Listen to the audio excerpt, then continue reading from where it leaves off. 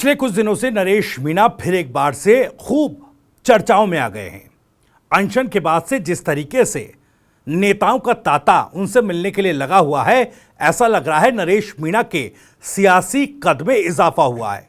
राजस्थान की राजनीति और खास तौर से हाड़ौती की राजनीति में भी एक नया बदलाव देखने को मिल रहा है।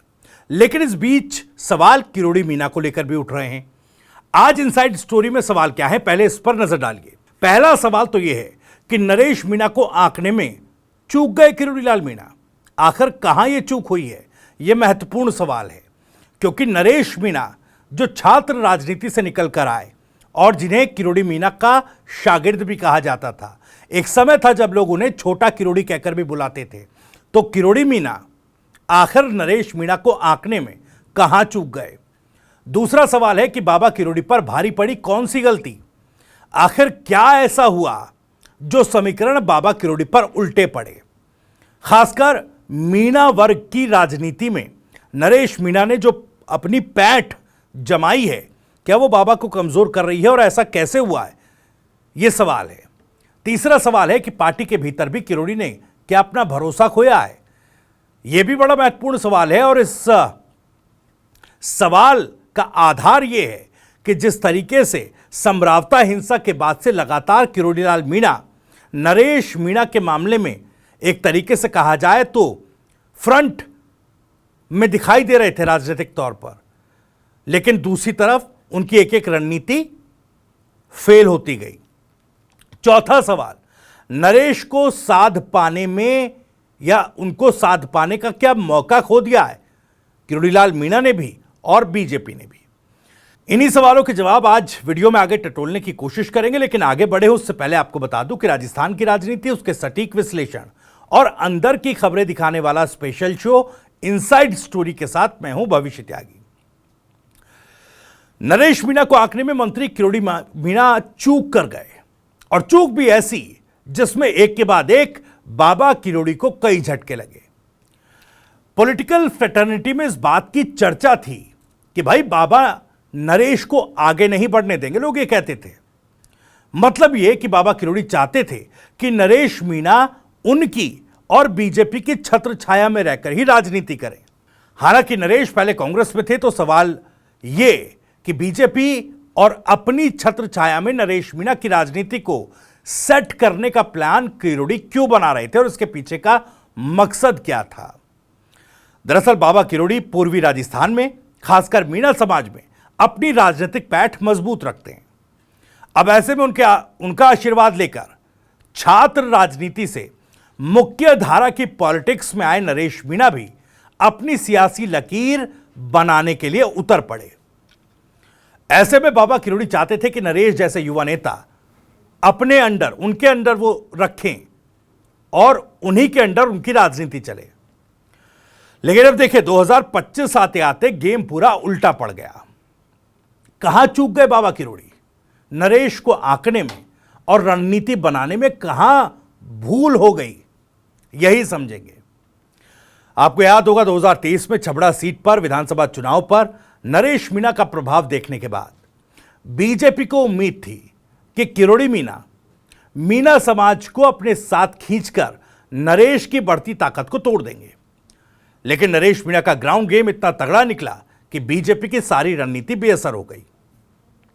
देवली उनियारा सीट पर उपचुनाव के दौरान थप्पड़ कांड, फिर जेल, धरना, अनशन, पुलिसिया कार्रवाई, इन सब ने नरेश को एक ऐसे नेता के तौर पर खड़ा कर दिया जो भीड़ में है, सड़क पर है और मुद्दों पर भी है। इसके मुकाबले किरोड़ी मीणा की कोशिशें अब कमजोर दिखने लगी।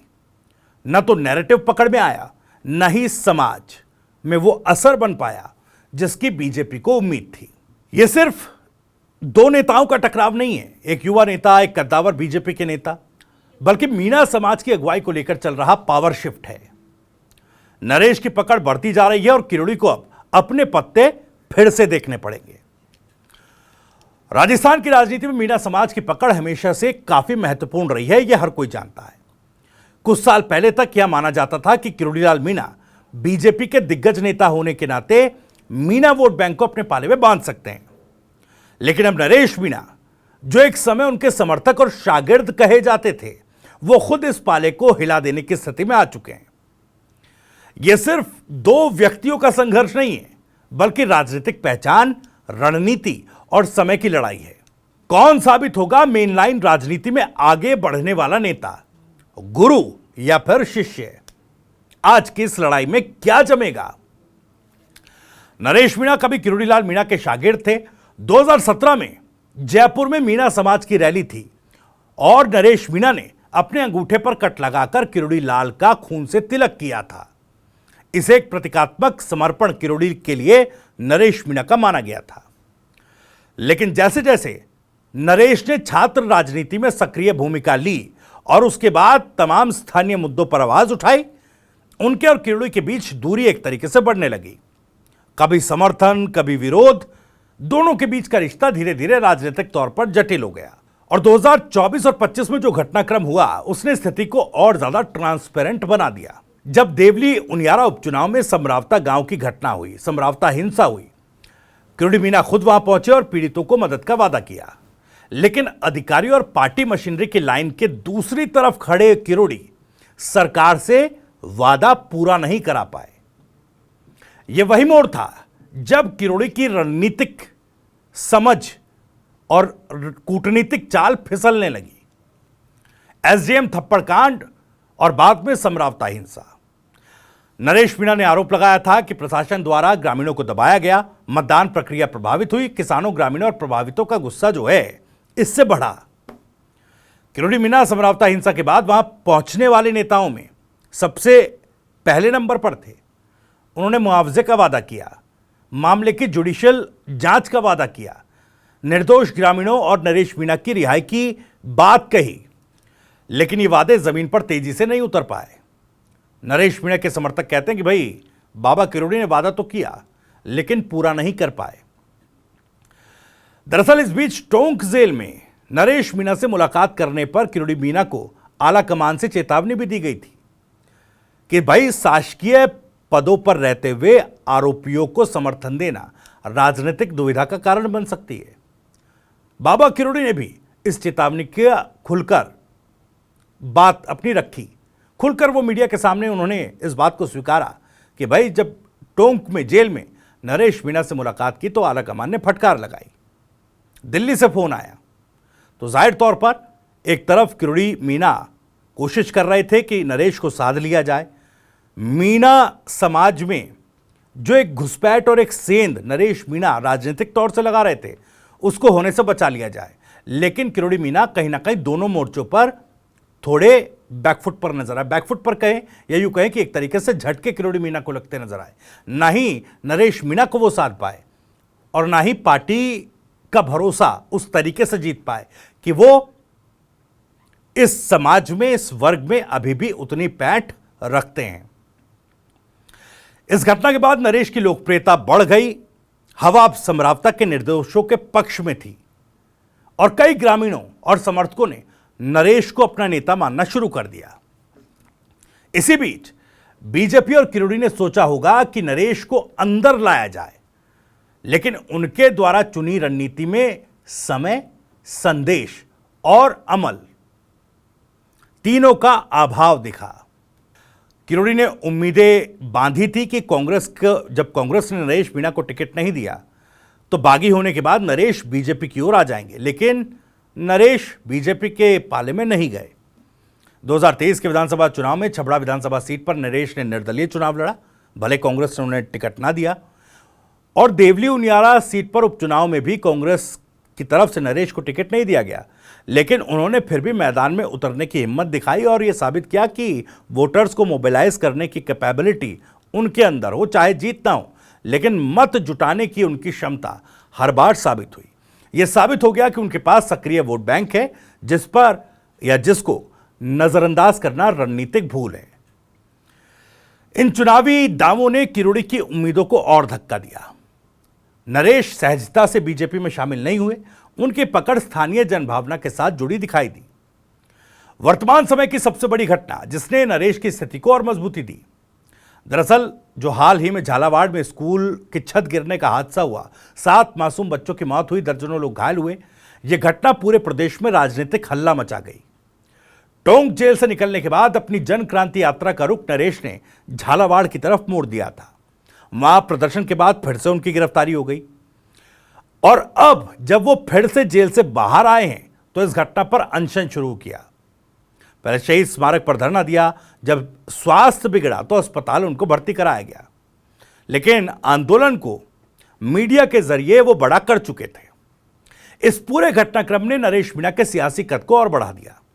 बीजेपी और किरोड़ी मीणा इस बार कुछ एक्टिव हों उससे पहले ही कांग्रेस ने इस बार संभल कर खेलना शुरू कर दिया।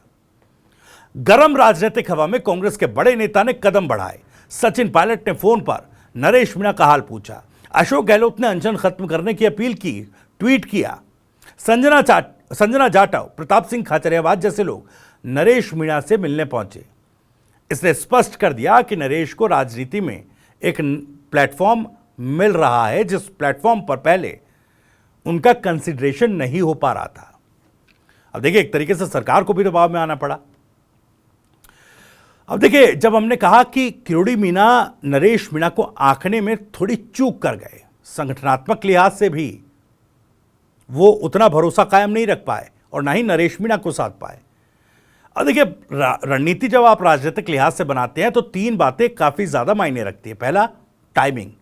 दूसरा, इंप्लीमेंटेशन, यानी समय, अमल और लॉक-इनिंग। नरेश मीणा को लेकर किरोड़ी कहां चूक गए ये भी आपको बताते हैं। दरअसल पहला फैक्टर रहा समय पर तेजी से एक्शन का ना होना। समरावता में हिंसा और झालावाड़ हादसे के बाद वक्त रहते ठोस कदम नहीं उठाए गए। वादों का भरोसा टूटना यह दूसरा फैक्टर रहा। मुआवजे की बात हुई, न्यायिक जांच की बात हुई, समरावता हिंसा की, नरेश मीणा की रिहाई, निर्देश ग्रामीणों की जो रिहाई थी, ये जोरदार वादे जो हैं किरोड़ी मीणा ने किए थे, लेकिन उनके क्रियान्वयन में देरी या अनदेखी होने से जनता के मन में संशय पैदा हुआ, खास करके मीणा वर्ग के। तीसरा फैक्टर, नरेश मीणा को बाहर से काबू करने की जो सोच रही बाबा किरोड़ी की, वो भी एक बड़ा फैक्टर चूक में तब्दील हुई। किरोड़ी ने क्यों नरेश को अंदर लाया जाए ये सोचा, ये सोच उनकी रणनीति रही, लेकिन उन्होंने ये नहीं समझा कि नरेश अब बाहर की आवाज बन चुका है। एक और फैक्टर रहा पार्टी लॉजिक और दबाव। बीजेपी के अन्य नेताओं केंद्रीय स्तर पर पार्टी मामलों की जरूरतों की वजह से किरोड़ी को खुली छूट नहीं दे पाए। कुछ कदम आते भी किरोड़ी दिखे तो दबावों में फंसकर, वो दबाव नरेश मीणा को लेकर किरोड़ी लाल मीणा की राजनीति में साफ दिखा। और एक और बड़ा फैक्टर, जन भावना को अंडर एस्टिमेट करना। गांव में, स्कूलों में, सामाजिक मुद्दों पर जनता का मूड तेजी से बदला और नरेश का आंदोलन इस बदलाव का सजीव रूप बनकर सामने आया। यह बड़ी गलतियां, इन चूकों ने किरोड़ी की नरेश को नियंत्रित करने की कोशिश को राजनीतिक गलती में तब्दील कर दिया। और इसीलिए हम कह रहे हैं कि बाबा किरोड़ी नरेश मीणा को सही से आंक नहीं पाए। फिलहाल इनसाइड स्टोरी में इतना ही। वीडियो और जानकारी पसंद आई हो तो वीडियो को लाइक करें, ज़्यादा से ज़्यादा शेयर करें। आप भी इस मामले पर कुछ कहना चाहते हैं तो कमेंट बॉक्स आपके लिए खुला हुआ है। अपनी बात, सवाल और राय कमेंट बॉक्स के जरिए हम तक पहुंचा सकते हैं। राजस्थान से जुड़ी और भी तमाम खबरों को सबसे पहले जानने के लिए सब्सक्राइब जरूर कर लीजिए। TV9 राजस्थान।